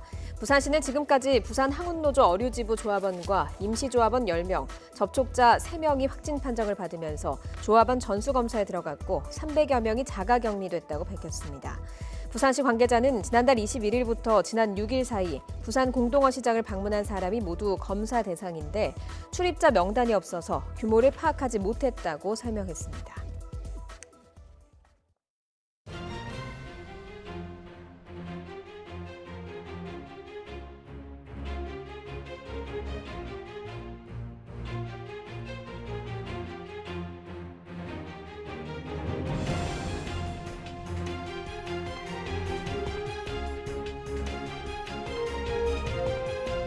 주택공사는 농민에게 습도 배제하라! 배제하라!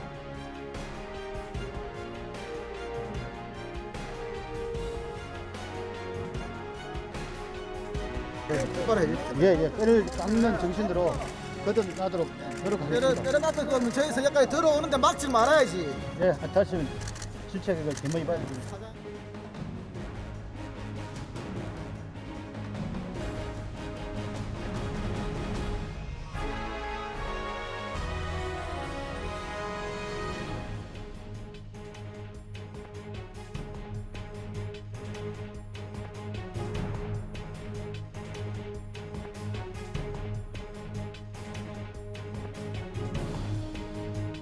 자리 압수수색 하셨나요? 추가로 혐의 입증할 만한 자료 나왔나요?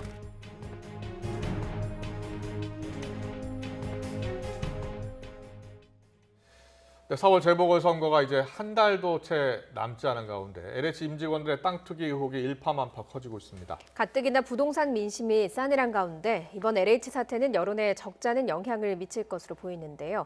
최진 대통령 리더십 연구원장과 짚어보겠습니다. 어서 오세요. 네, 안녕하십니까. 안녕하십니까. 서울시장 보궐선거가 이제 한 달도 남지 않았는데요. 네. 오늘 나온 여론조사를 보면 3자 구도에서는 민주당의 박영선 후보가 그리고 야권 단일화가 된 뒤 야권 단일 후보와 경쟁에서는 야권 후보가 오차범위 내에서 좀 앞서고 있는 것 같아요. 어떻게 보고 계세요?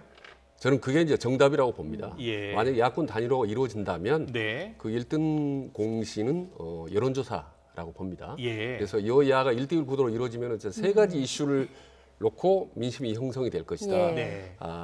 코로나냐 부동산이냐 그리고 검찰 개혁이냐 검찰 장악이냐. 예. 그래서 정권의 연장이냐 아니면 정권의 교체냐. 예. 라는 이 세 가지를 놓고 민심이 지금 빠르게 지금 오늘 하루 내일 모레 이동을 한다고 예. 그래서 여론이 형성이 되면 그 여론의 엑기스가 4월 7일 날 서울에서 부산에서 저는 밖으로 분출이 된다고 봅니다. 그렇군요. 예. 지금 민심이 요동치고 있는 거네요. 그렇습니다. 계속 이 세 가지 이슈를 놓고 계속 머릿속으로 쓰고 하루하루 조금 전에 화면에서 불타는 그런 민심들이 형성이 될 거라고 봅니다. 예. 그 어느 한쪽으로. 예, 알겠습니다. 예. 지금 그런 민심이 보궐선거 때 나올 것으로 보이는데 국민의힘 오세훈 서울시장 후보의 지지율이 뽑히고 나서 많이 올랐어요. 이건 또 어떻게 봐야 되겠습니까? 그러니까 좀 두 후보 간에 좀 좁혀졌습니다. 예. 안철수 후보하고 예. 진짜 간격이 좁혀졌고 그거는 아마 지금 중도 개혁적 이미지가 네. 안철수 후보하고 비슷하기 예. 때문에 대체 효과라는 것이 좀 지지자들로 연상이 되지 않나 이런 생각이 들고요. 네.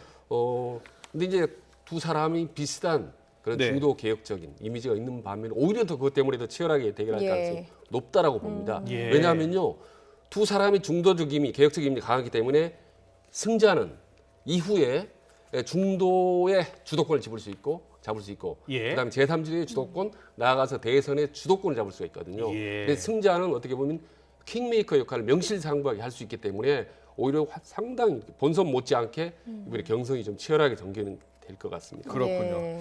최근에 지지율이 오르고 있는 오세훈 후보 측과 달리 지금 안철수 후보 측은 빨리 단일화하자라고 이야기하고 있어요. 네, 양측의 입장을 좀 듣고 이야기 나누겠습니다.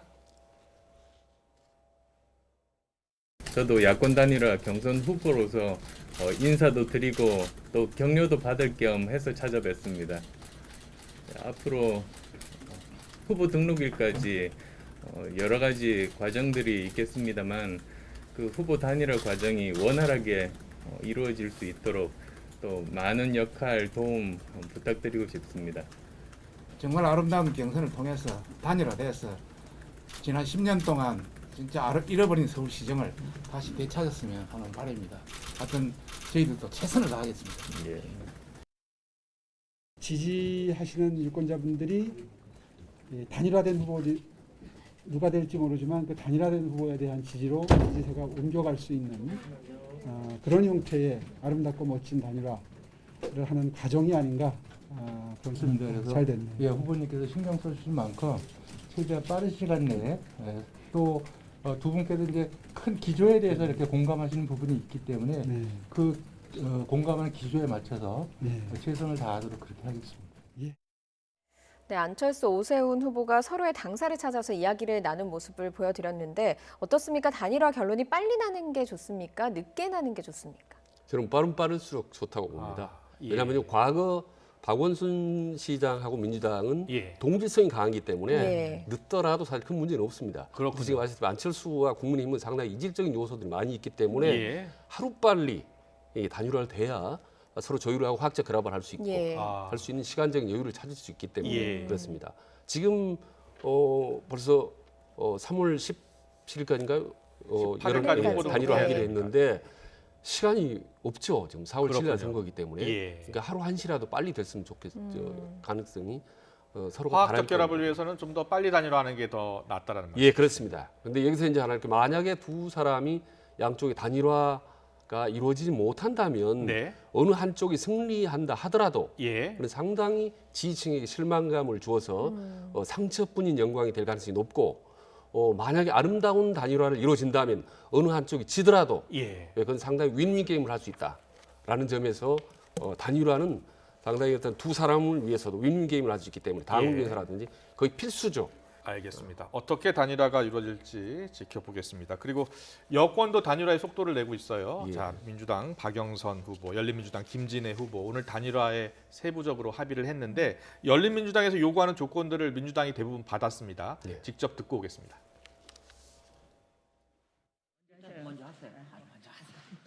먼저 하십니다. 이번 단일화를 통해서 김진애 후보와 제가 서로가 서로에게 기대고 의지하면서 박영선의 서울과 김진애의 서울을 뜨겁게 융합시켜 보도록 하겠습니다. 이번에 박영선 후보와 저 김진애 후보가 펼칠 이 토론과 그리고 평가는 역사에 남을 수 있는 그런 명장면이 될 수 있을 거라 기대합니다. 예, 지금 보면은 뭐 김진애 후보의 그 지지율 자체는 그리 높지 않은 편이거든요. 그럼에도 불구하고 여당에서 이렇게 단일화를 서두른 이유가 있을 것 같습니다. 좀 외람된 표현인데요. 예. 어차피 두 사람의 단일화는 고래와 새우의 단일화이기 때문에 예. 박영선 민주당 문 쪽에서는 얼마든지 양보를 해도 예. 큰 무리가 없을 네네. 거기 때문에 이미 충분히 예고된 그런 예. 단일화라고 봅니다. 예. 그럼에도 불구하고 이제 서두르는 거는 대선 가도에 있어서 반드시 당이 합쳐가는 그 과정이라고 보고요. 예. 그리고 만에 하나 이제 여당 민주당이 패배했을 경우에 네네. 모든 책임론은 뒤집어 쓸 수 있기 때문에 예. 결국 양쪽이 이해관계 맞아 떨어졌다. 그래서 이미 일찌감치 그런 예고된 단일화 그런 과정이라고 저는 봅니다. 예. 알겠습니다. 이번 서울시장 선거 결과를 누구보다도 초조하게 지켜볼 인물이 있습니다. 바로 이낙연 대표입니다. 네, 네. 오늘 사퇴 기자회견도 가졌는데요. 어떤 결과를 거두느냐에 따라서 향후 이낙연 대표의 대권 가도가 결정되지 않겠습니까? 저는요, 죄송하지만 조금 생각이 좀 다릅니다. 예. 왜냐하면 이낙연 대표가 당 대표 시절에 진두지휘형의 리더십을 발휘하지는 않았습니다. 예. 본인 스타일 자체가 상당히 예. 마쿠 조율형이기 때문에 네. 원만하게 당을 이끌어가는 스타일 아니겠습니까? 예. 그런 과정에서 이제 후보가 나오는데 만약에 이 당 선거가 승패에 따라서 저는 가장 영향을 받는 사람은 문재인 대통령이라고 봅니다. 두성 이기면 당의 동력을 받는 거고 네네. 지게 되면 이제 상당히 레임덕에 대한 부담을 감수해야 되는 거죠. 네. 그래서 이낙연 대표는 서울시장과 부산시장에 대해서 총력을 질주하겠지만 예. 오히려 그보다 더 중요한 것은 본인의 리더십을 변화를 해야 되는 거죠. 네. 그 변화는 뭐냐면 네. 두 가지. 하나는 본인 이낙연표 브랜드. 예. 이낙연 하면 생각나는 게 뭐냐? 브랜드. 아. 그 전에는 당을 위해서 당 대표로서 어떤 당을 대표했다고 얘기했지 않습니까? 이제는 그렇다면 이낙연 개인의 캐릭터는 뭐냐라는 걸 보여주는 거고요. 하나를 덧붙이자면은 이낙연 대표의 단점으로 지적됐고 앞으로 모든 대선 후보가 가장 역점을 줘야 되니까 대중 친화력입니다. 대중 속으로 들어가 대중 호흡에서 대중과 가까워지는 것. 이런 부분이 지지도를 끌어올릴 수 있는 거거든요. 그래서 어느 후보가 지금 눈여겨 보면 지지도가 상당히 높은 후보일수록 대중 친화력이 높고 좀 낮은 후보일수록 대중 친화력이 낮거든요. 그래서 이낙연 가장 큰 앞으로의 과제는 보선보다 더 중요한 건 대중 친화력을 얼마나 단기간 동안에 확대하느냐. 이게 좀 제일 중요하다고 봅니다. 알겠습니다. 이낙연 전 대표. 예, 그렇습니다. 윤석열 전 총장의 그 지지율이 급부상을 하면서 사실 정치권에서 여러 이야기들이 나오고 있습니다. 정청래 민주당 의원과 하태경 국민의힘 의원도 발언을 보탰는데요. 들어보고 오겠습니다.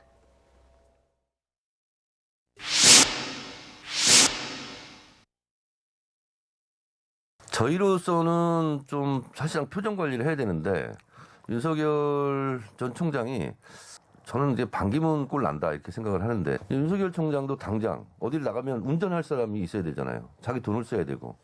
근데 그분은 재산이 아마 부인이 많고 본인은 별로 없는 걸로 알고 있어요. 그러면 후원을 받을 수도 없고 여러 가지 아마 난관에 봉착하지 않을까 그런 생각이 듭니다. 하여튼 축하드립니다. 양면성이 있는데 문 정권을 견제하고 어쨌든 우리랑 함께 손잡을 사람은 분명해요. 분명한 그런 면에서 대체 정권의 가능성은 높아지고 있지만 당 입장에서는 또다시 정계 개편 가능성이 있죠. 이제 아까 재앙적 상황이라 그랬는데 근데 만약에 우리 당에 큰 후보가 없으면 윤석열 쪽으로 흡수되는 이런 사태도 발생할 수 있다는 거죠. 정청래 의원은 걱정할 거 없다. 반기문 꼴 날 것이다. 그리고 하태경 의원은 국민의힘 입장에서는 재앙적 상황이 될 수도 있다 이렇게 이야기했는데 두 사람의 평가에 대해서는 어떻게 보세요? 일단 지지도 30%가 넘는 대선 주자가 갑자기 불쑥 하늘로 치솟아 올랐지 않습니까? 그러니까 말하자면 대선판에 거물이 하나 등장한 겁니다. 근데 여당의 정청래 의원 입장에서는 당연히 그런 얘기를 하죠. 강력한 희망사항이죠. 저게 그냥 거물이 아니라 괴물로 사라져버리길 바라는 그 간절한 마음, 희망사항을 제가 이해를 합니다만은 야당의 이제 하태경 의원 생각은 좀 다릅니다. 지금 사실 국민 후보는 없지 않습니까? 근데 야권의 후보가 하나 등장한 거는 반겨야 될 일이죠. 그러니까 행복한 고민해야 할 판인데 그건 약간 좀 생각이 좀 다르지 않나라는 생각이 들고요. 국민의힘으로 오지 않을 것 같아서 그런 거 아닐까요? 아니요, 우리 여권이기 때문에 이제 앞으로 단일화 과정도 있기 때문에 어차피 넓게 보면 우군이 하나 온 거죠. 일찌감치 우리 편이 아니라라고 선을 그어버린다는 거는 그렇지 않아도 가뜩이나 후보 없는 야권 입장에서는 좀 불필요한 경계라고 보는 거고요. 저는 뭐 윤석열 전 총장도 지지도가 상당히 앞으로 좀 올해 상승할 가능성이 높다라고 저는 전망을 합니다. 그다음 첫째는 지지도 하루아침에 불쑥 오른 거 아니고 아시다시피 1년 전부터 혹은 가깝게 6개월 전부터 1%, 2%, 4%, 5% 꾸준히 오른 겁니다. 그러니까 짧게는 한 적어도 6개월 정도 이게 조국 사태, 추경 갈등 사태를 거쳐서 상당히 단단히 굳어진 지지도거든요. 그런 점이고 두 번째로는 야권의 전혀 대안이 아직까지는 없다는 사실, 대안 부재 상태에서 날 거고 세 번째로는 상당히 이제 강력하게 문재인 대통령이 각을 세우면서 반문 정서를 가진 어떤 지지층에서 어떤 기대감 이런 걸 강하게 보충하고 있기 때문에 이 세 가지가 맞물려 지지도가 상당히 한 일시에 치솟았고 앞으로도 당분간은 상당히 높은 지지도 갈 가능성이 높다. 그럼 대통령이 되느냐? 이 부분은 사실 별개의 문제입니다. 이건 따로 말씀드려야 됩니다. 알겠습니다. 그러나 정치적 영향을 행사할 상수로 등장한 건 분명히 전 사실이라고 인정을 해야 여든 야든 전략이 나오는 거지. 저걸 현실을 인정을 하지 않으면 전략이 잘 나올 수가 없습니다. 예. 알겠습니다. 그리고 LH 임직원들의 신도시 투기 의혹이 선거에도 어떤 영향을 미칠지 관심이 쏠리고 있는데요. 지금 국토부 현안 질의가 있습니다. 변창흠 장관이 오늘 또 사과를 했습니다. 영상 보고 오겠습니다.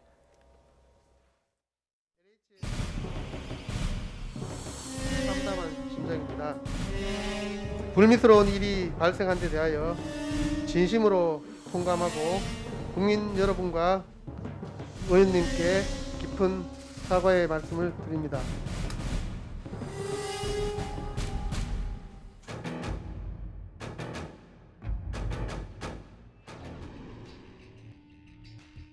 위험을 무릅쓰고 일하고 계신 모든 분들께 이 자리를 빌려 거듭 사과의 말씀을 올립니다.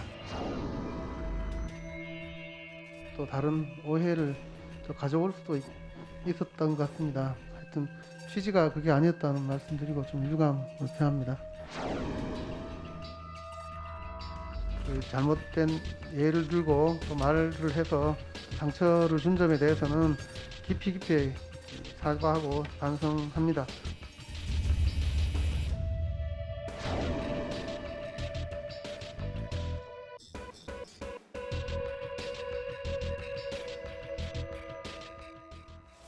네, 거듭된 사과에도 민심은 아직 좀 풀리지 않고 있는 형국입니다.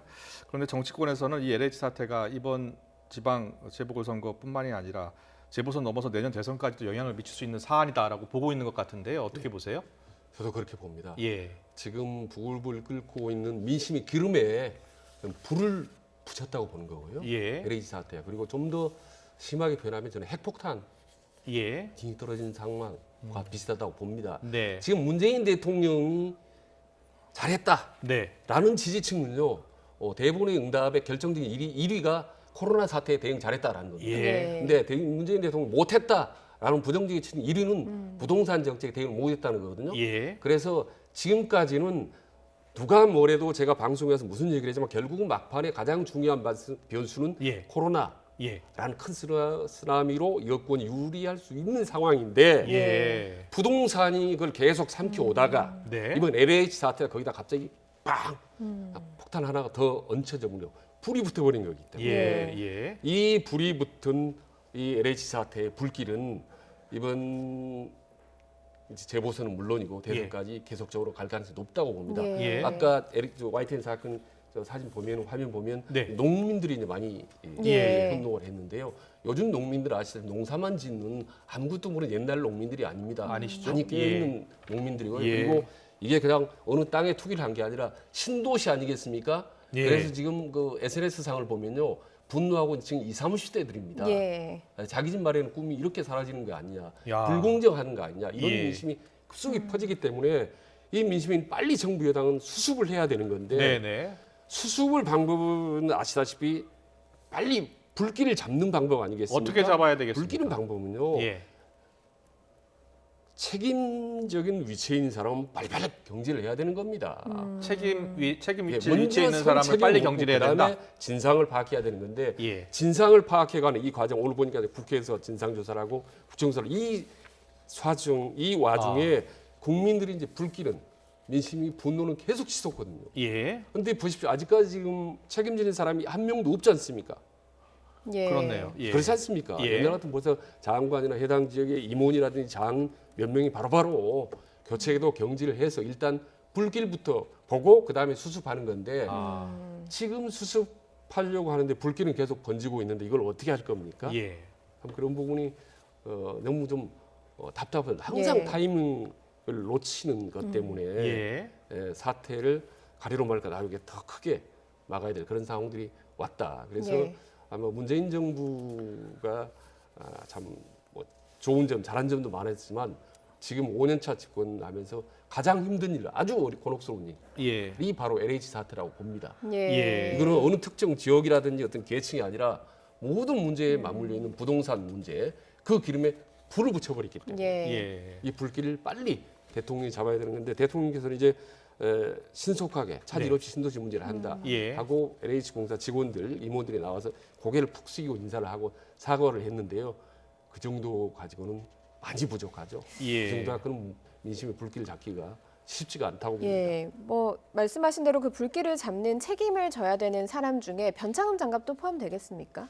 저는 물론 당연히 포함된다고 봐야죠. 왜냐하면 공교롭게도 또 바로 직전에 LH공사 예. 사장을 했었고 또 사장 재임 중에 여러 가지 또 부정부패 사건이 가장 또 많았었더라고요. 예. 그래서 청문회 과정에 많이 애를 먹었지만 결국 힘들게 이제 장관이 됐는데 되자마자 또 이런 사건이 터져버리지 않습니까? 예. 네. 그래서 대통령이나 정부 여당 입장에서는 바로 지금 장관이 된 지 얼마 되지도 않았는데 또 예. 교체하기도 많이 부담이 있을 겁니다.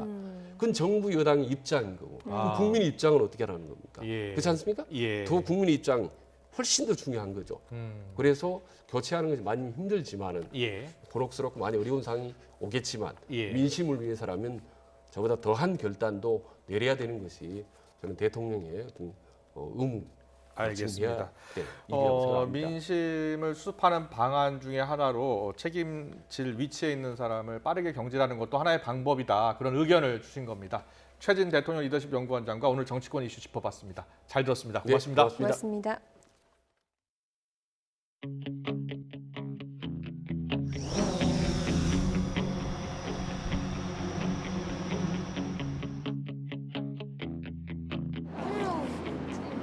저기 있다.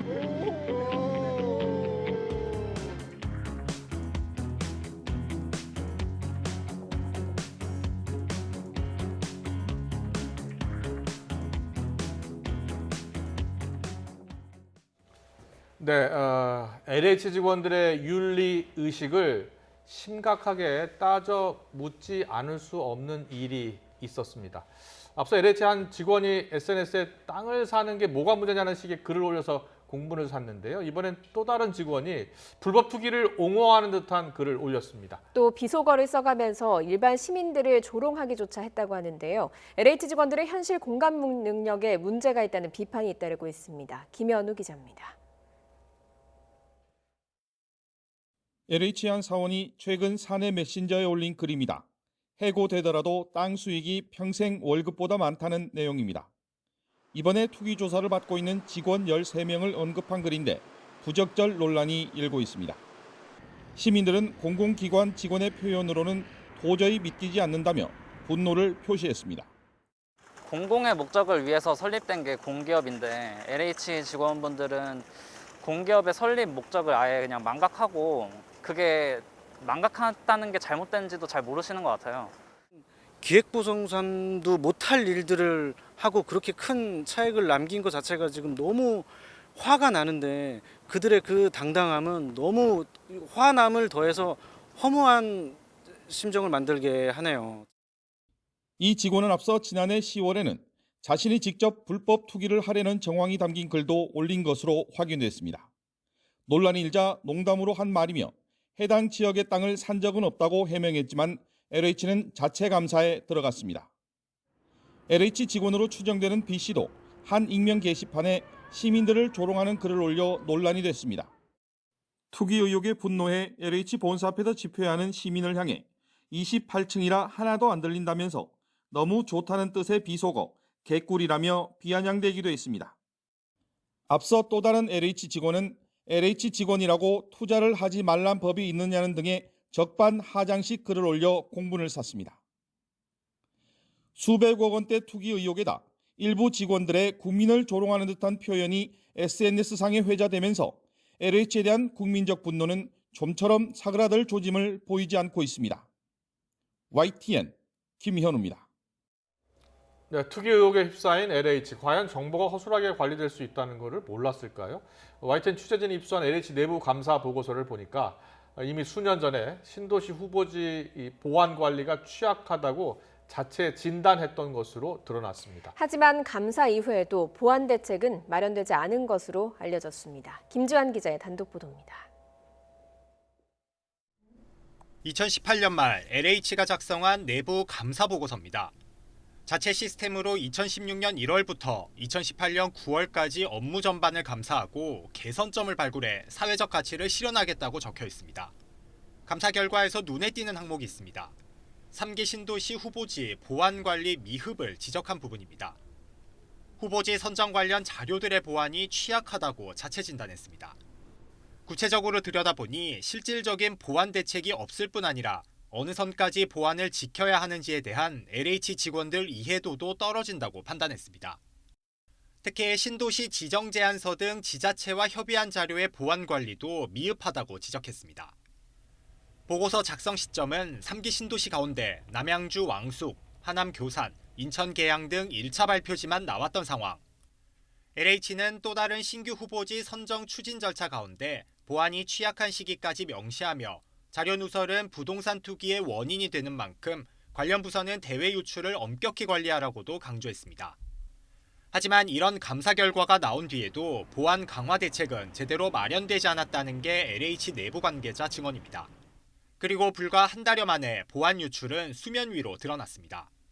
LH 직원 3명이 고양 원흥지구 개발 도면을 유출하고 이 사실을 알고도 4개월 동안 숨긴 사실이 지난해 감사에서 드러난 겁니다. 그런데도 이들은 토지주택공사법에 따른 처벌이 아닌 모두 주의나 경고 처분만 받았습니다. 그런 것들이 몇 번 생겼으면은 사실은 이제 정보 유출을 막기 위해서 더 엄격하게 관리하고 그리고 뭐 징계라든가 이런 것들을 더 엄격하게 해야 되는데 너무 좀 안이하게 대응한 게 아니냐.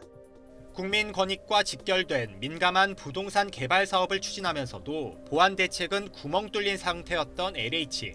게다가 위법에 대한 처벌도 솜방망이에 그친 탓에 대규모 투기 의혹 사태를 불러왔다는 비난이 커지고 있습니다. YTN 김지환입니다.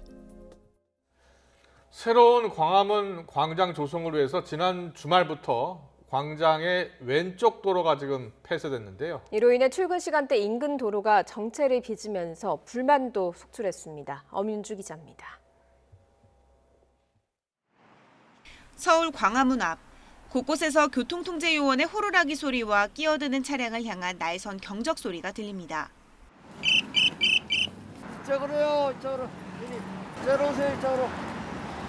광화문 광장 재구조화를 위해 세종문화회관 앞 도로를 막으면서 생긴 평일 아침 8시 출근길 모습입니다. 사직로에서 시청 쪽으로 향하는 차량들입니다. 우회전이 가능했던 왼쪽 도로가 막히고 오른쪽 도로에 차가 몰리면서 이렇게 대기줄이 줄지어 있는 상황입니다. 기존 양방향 10차선 도로가 7차선 도로로 줄어든 데다 신호체계까지 바뀌면서 차들은 가다서기를 반복했습니다. 특히 교통체증은 광화문 교차로와 이어지는 사직로부터 연세대 앞까지 5km 구간에서 가장 심했습니다. 일부 운전자는 멀쩡한 도로를 두고 왜 공사하느냐고 불평을 쏟아냈습니다. 멀쩡하게 잘 다녔었는데 넓게 해놓고 왜 그거 저쪽을 없애냐 이거죠. 길이 안 막히면 다행인데 틀림없이 아마 막힐 것이다. 교통 혼잡 때문에 이번 주부터 대중교통을 이용하기로 했다는 직장인도 있었습니다. 차가 너무 막혀요. 막혀서 차를 가지고 출근을 하면 시간을 정할 수가 없어요. 차 끌고 차 안 막혔어요. 공사를 시작하고는 그거를 할 수가 없더라고요. 직장에 지각할까 약속에 늦을까 평소보다 더 일찍 나와 발걸음을 재촉했지만 공사 때문에 많이 지연이 돼가지고 아침마다 좀 30분 정도 일찍 나와서 출근을 하고 있습니다. 차가 평소보다 좀 많이 막혀가지고 평소에 한 15분 걸리는 길이 오늘 30분 이상 걸리더라고요. 택시를 타고도 원하는 목적지에 내릴 수 없었다며 볼멘 소리가 나오기도 했습니다. 택시나 이런 거 탈 때 한 번씩 가던 길 막히고 좀 돌아가야 될 때 불편한 점은 지금 있는 것 같아요. 통행량이 집중된 출근 시간이 지나자 광화문 일대 도로의 정체는 풀렸지만 오는 11월까지 공사가 예정된 만큼 한동안 출근길 전쟁은 반복될 것으로 보입니다. 서울시는 시민들의 통행 불편을 최소화하기 위해 정체가 심한 사직로 구간 전체 차선을 조정하는 방안을 검토 중입니다. YTN 엄은주입니다. 자동차 에어백은 사고 때 운전자 생명을 지켜주는 가장 중요한 안전장치인데도 일부 공업사는 한 번 사용했던 에어백을 다시 설치하고 있습니다. 문제 에어백을 재활용한 자동차 넉 대 가운데 한 대는 충돌 때 재기능을 하지 못하는 것으로 드러났습니다. 차유정 기자입니다. 지난 2012년 한 번 터져 사용할 수 없는 에어백을 재가공해 판매한 정비업체 일당들이 적발됐습니다. 이미 사용됐던 에어백을 대충 에어백함에 우겨넣고 접착제와 석고를 바른 뒤 가죽을 더 씌우는 방식이었습니다. 이런 재활용 에어백 관련 피해는 끊이질 않고 소비자원에 접수돼 왔습니다. 소비자원과 보험개발원이 불법 에어백 재사용이 얼마나 위험한지 충돌 실험을 해봤습니다. 온라인에 광고 중인 정비업체 4곳에 재활용 에어백 설치를 의뢰한 뒤 고속주행해서 벽에 충돌시켰습니다. 그렇게 4대를 부딪혀봤더니 3개는 정상 작동했지만 1개가 아예 터지질 않았습니다. 충돌 순간 자동차 에어백을 펼치게 하는 제어 장치가 재활용된 에어백을 감지하지 못했기 때문입니다. 이는 자동차에 가해진 충돌 강도에 따라 에어백의 작동을 제어하는 장치인 ACU가 재설치된 재생 에어백을 인식하지 못한 것이 원인으로 파악되었습니다.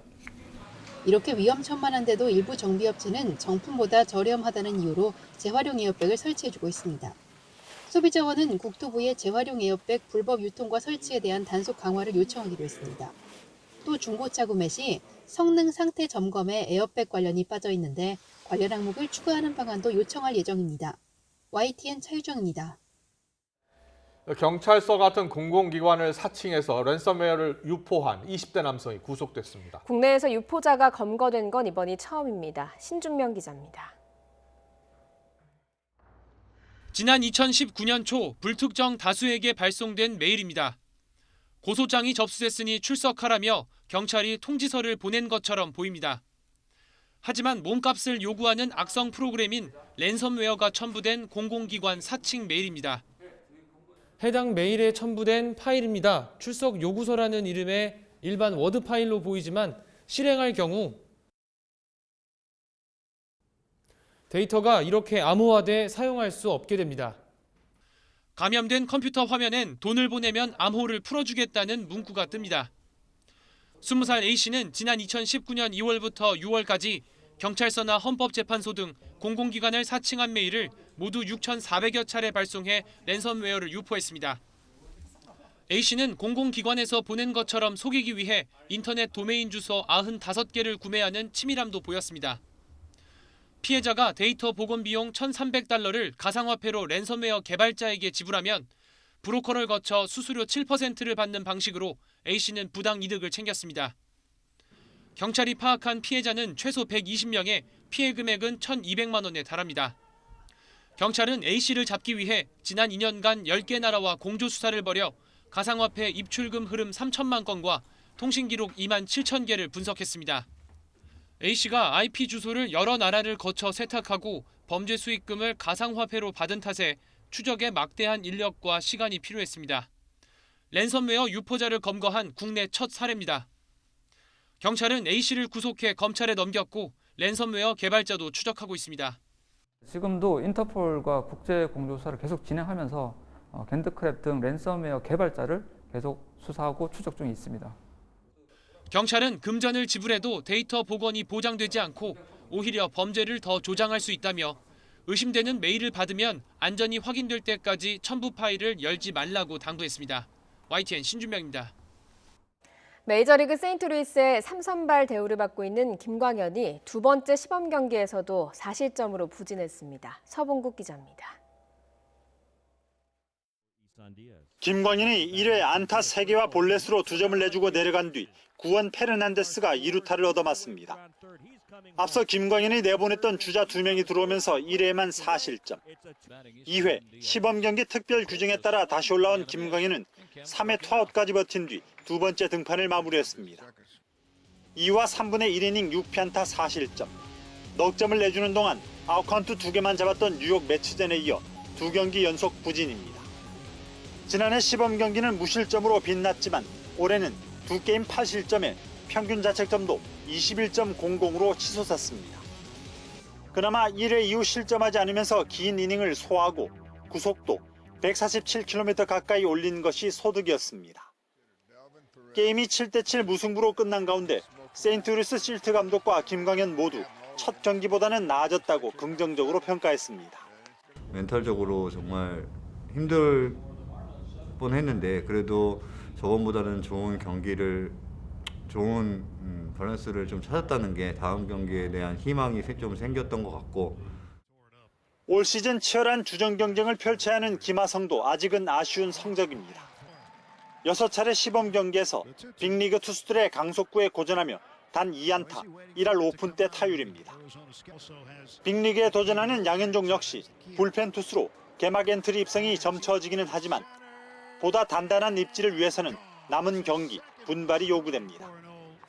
YTN 서봉국입니다. 테니스의 황제 로저 페더러가 수술 이후 1년 만에 투어 대회에 출전합니다. 과연 세월의 무게를 이겨내고 부활할 수 있을까요? 김재영 기자입니다.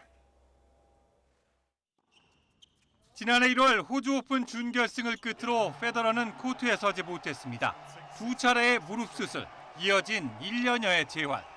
40을 앞둔 테니스 왕제의 앞날은 암울했습니다. You never know what the future holds, but especially my age, you don't know. But I'm confident. 다짐대로 페더러는 건강한 무릎과 함께 코트로 돌아왔습니다. 14개월 만입니다. 복귀 무대는 도하에서 개막한 카타르 오픈입니다. Good, otherwise I wouldn't be back on tour. And I'm just very happy that I'm playing a tournament again, regardless of the outcome of this event. 페더러가 재활에 매달린 사이 이른바 빅3 경쟁자 나달과 조코비치는 황제 대관식을 준비했습니다. 나달은 프랑스 오픈 우승으로 페더러의 메이저 대회 최다 우승 기록과 어깨를 나란히 했고 3년 연속 호주 오픈을 제패한 조코비치는 페더러의 최장기간 세계 랭킹 1위 기록을 넘어섰습니다. Hopefully I'll be able to win more majors. I mean, that's something that I'll definitely look forward to as a priority.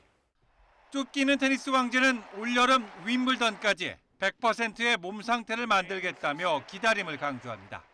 윈블던은 페더러가 통산 8차례 정상에 올라 최다 우승 기록을 가진 대회입니다. 관건은 무릎이 얼마나 버텨주느냐입니다. That makes me believe that good times are ahead, but matches are different to practice, so I still got a long way to go. 40살의 나이 그리고 1년의 부상 공백. 수많은 물음표를 마주한 채 테니스 왕제는 마지막일지 모를 여정을 시작합니다. YTN 김지영입니다. 프로야구 수도권의 한 구단 관계자가 지난달 24일 중학교 시절 소속 선수에게 폭행을 당했다는 신고가 구단에 접수돼서 소속 선수에게 가해 사실이 있는지를 물었다고 밝혔습니다. 하지만 피해 호소인과 소속 선수의 주장 내용에 다른 점이 많아서 사실관계를 확인하는 데 집중하고 있다고도 설명했습니다.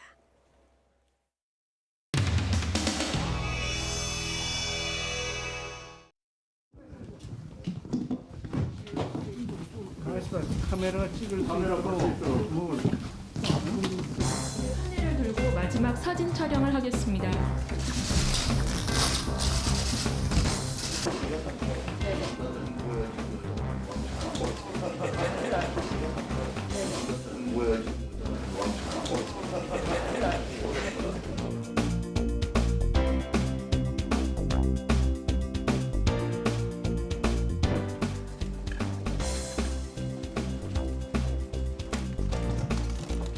먼저 박원순 전 시장 관련 피해 여성께 다시 한번 진심 어린 사과를 제가 대표로 대신 드립니다.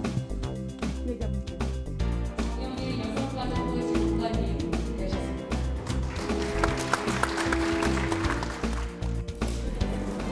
선생님 안녕하세요.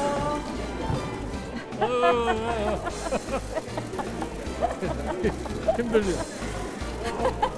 아니, 옛날에 내가 우리 박영선 장관 내가 서울시장 만들려고 그랬었는데 이번에는 지금 깡으로 돼가지고 말이야. 그러시면 안 되는 거죠, 그러니까. 네. 네, 안녕하세요.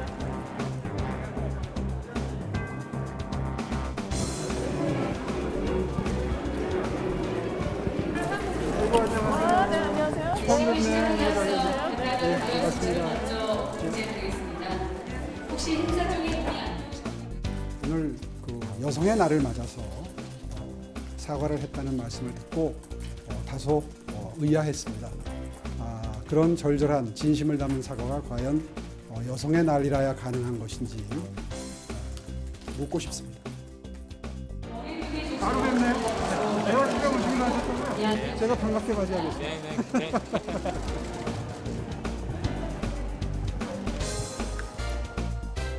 진정으로 피해자에게 죄송한 마음이 있다면 출마하지 말았어야 합니다.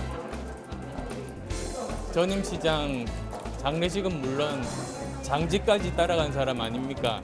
선거운동 기간이 아니어서 오늘 이 자리에서는 이제 인사 말씀 드리겠습니다. 세 분을 죄송합니다. 자리로 모시겠습니다. 네, 박수 부탁드리겠습니다.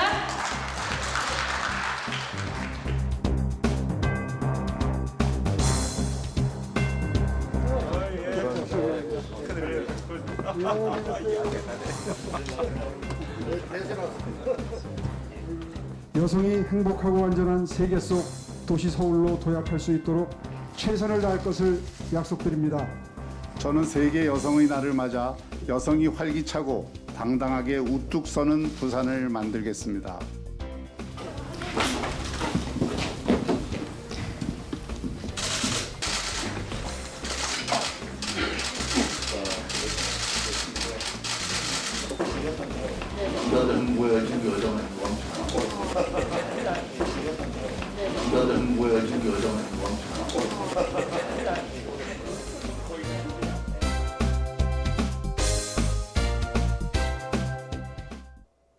퇴근길이 가까워지면서 대기질이 조금 나아졌습니다. 현재 전국 대부분 지역의 미세먼지 농도 보통 수준 회복했는데요. 하지만 내일은 다시 중국발 스모그가 유입되면서 중서부와 전북 지역은 공기가 탁할 것으로 예상됩니다. 꼭 KF80 이상의 미세먼지용 마스크를 착용해 주시기 바랍니다. 내일은 오늘보다 구름이 걷히면서 봄 햇살이 가득 내리쬐겠습니다. 내일 서울 한낮 기온 17도로 오늘보다 5도가량이 높겠고요. 평년 수준도 10도가량 크게 웃돌겠습니다. 위성 영상입니다. 오늘 전국 하늘에 구름이 많이 낀 모습인데요. 내일은 구름이 걷히면서 맑은 하늘 드러나겠고 경북 동해안에는 오전 한때 빗방울이 떨어지겠습니다. 밤사이 북산 행각이 활발히 이루어지면서 내일 아침 오늘보다 조금 더 쌀쌀합니다. 서울과 세종 0도, 안동 영하 2도, 대구 1도까지 떨어지겠고요. 하지만 한낮 기온은 서울 17도, 대전과 전주 18도, 부산 15도까지 오르며 일교차가 15도 안팎으로 크게 나겠습니다. 주 후반에는 비 소식이 있습니다. 목요일 남부지방을 시작으로 금요일에는 영동과 충청 이남지방으로 비가 확대하겠습니다. 날씨 정보였습니다. 이어서 저녁 종합 뉴스 이브닝 뉴스가 방송됩니다. 시청해주신 여러분 고맙습니다.